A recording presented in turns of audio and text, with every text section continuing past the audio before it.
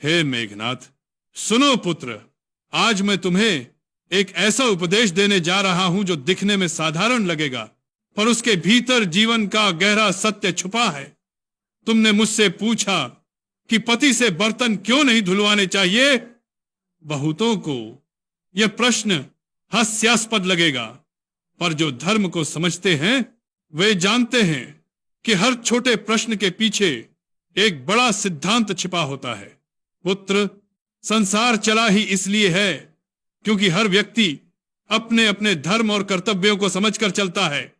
जब कर्तव्य बदलते हैं तो केवल काम नहीं बदलता, स्वभाव बदलता है, मर्यादा बदलती है और धीरे धीरे व्यवस्था भी बदल जाती है। सनातन धर्म कहता है कि गृहस्थ आश्रम सबसे कठिन आश्रम है, क्योंकि इसी में सबसे अधिक संतुलन की आवश्यकता है। पति और पत्नी का संबंध केवल प्रेम से नहीं चलता, बल्कि एक दूसरे की प्रकृति और कर्तव्य को समझने से चलता है।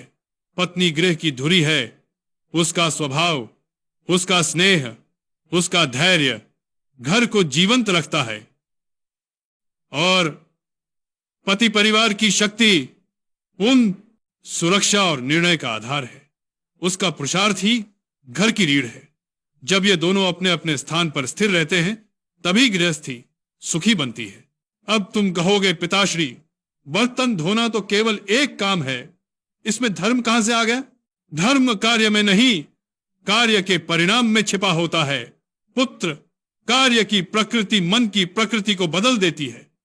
पति यदि हर दिन उन कार्यों में उलझ जाए जो उसकी जन्मगत शक्ति, उसका नेतृत्व, उसका पुरुषार्थ कम करते हैं, तो धीरे धीरे उसका तेज मंद हो जाता है। और पत्नी यदि अपने प्राकृतिक गुणों, व्यवस्था, करुणा और संयम की जगह किसी और रूप में ढलने लगे तो घर की शांति नष्ट होने लगती है। हे मेघनाथ, रामायण में भी तुमने देखा कि माता सीता गृह की मर्यादा का प्रतीक थी। वे केवल पत्नी नहीं थी, वे वह शक्ति थी जो घर को स्थिर रखती थी। और प्रभु राम वह शक्ति थे जो घर, राज्य और धर्म की रक्षा करते थे। दोनों के कर्तव्य अलग थे, पर एक दूसरे के पूरक थे।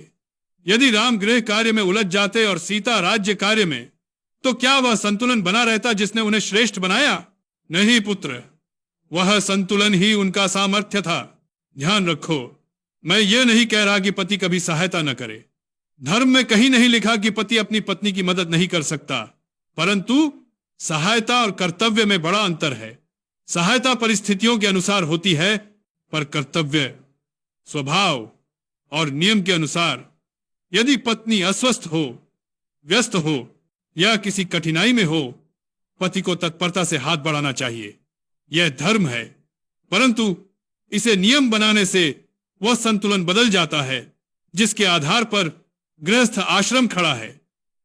कई शास्त्रों में यहां तक लिखा है कि जो पत्नी सिर्फ अपने आनंद और आराम के लिए पति से बर्तन धुलवाती है, वो पत्नी कुत्ते की मौत मरती है। हे मेघनाथ, जब पुरुष अपने मूल कर्तव्यों से हट जाता है तो उसका मन नेतृत्व से दूर होने लगता है। वह उतना दृढ़ नहीं रहता, उसका पुरुषार्थ उतना प्रखर नहीं रहता। और जब पति का तेज घटता है तो परिवार की नींव ही कमजोर पड़ जाती है। उसी प्रकार जब पत्नी अपने स्वभाव से हटकर वह कार्य करने लगती है जिनमें उसका हृदय नहीं है, तो घर का सौम्य वातावरण कठोर हो जाता है और कलह जन्म लेती है। इसीलिए कहा गया है कि हर व्यक्ति को वही कार्य करना चाहिए जिसमें उसका धर्म प्रकट होता है, न कि वह कार्य जो केवल समय काटने के लिए किया जाए। पति से बर्तन न धुलवाने का अर्थ यह नहीं कि बर्तन कोई पवित्र वस्तु है। इसका अर्थ यह है कि पत्नी गृह का संचालन करती है और पति अपने पुरुषार्थ, अपने निर्णयों और अपने धर्म का पालन करता है। दोनों के कर्तव्य अलग हैं, पर दोनों ही समान रूप से आवश्यक हैं। यह ऊंच नीच का प्रश्न नहीं है, यह संतुलन का प्रश्न है।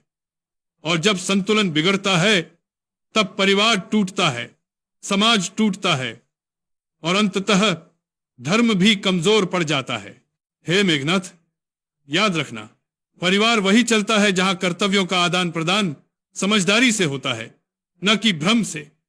पति को कभी अपनी मर्यादा का त्याग नहीं करना चाहिए और पत्नी को अपने प्राकृतिक स्वभाव से दूर नहीं जाना चाहिए। पति सहायता कर सकता है पर अपना धर्म नहीं बदलता। पत्नी सहयोग ले सकती है पर अपनी धुरी नहीं छोड़ती। यही सनातन का नियम है, यही गृहस्थी का आधार है। इसलिए पुत्र पति से बर्तन न धुलवाने का अर्थ यह नहीं कि वो बड़ों के काम है या छोटे। अर्थ यह है कि पति का धर्म, उसका पुरुषार्थ, उसकी दिशा कहीं और है। कर्म और पत्नी की शक्ति, उसका स्नेह, उसकी व्यवस्था ही घर को वह शांति देती है जो कोई दूसरा नहीं दे सकता। यही कारण है कि संतुलन बनाए रखना आवश्यक है। यही कारण है कि कर्तव्यों को नहीं बदलना चाहिए। और यही कारण है कि यह प्रश्न छोटा लगने पर भी इसका उत्तर बहुत बड़ा है। अब इसे मन में धारण करो। हे मेघनाथ, गृहस्थी वही फलती है जहां कर्तव्य अपने स्थान पर स्थिर हो और धर्म अपने स्वभाव में जीवित रहे। न पढ़ो।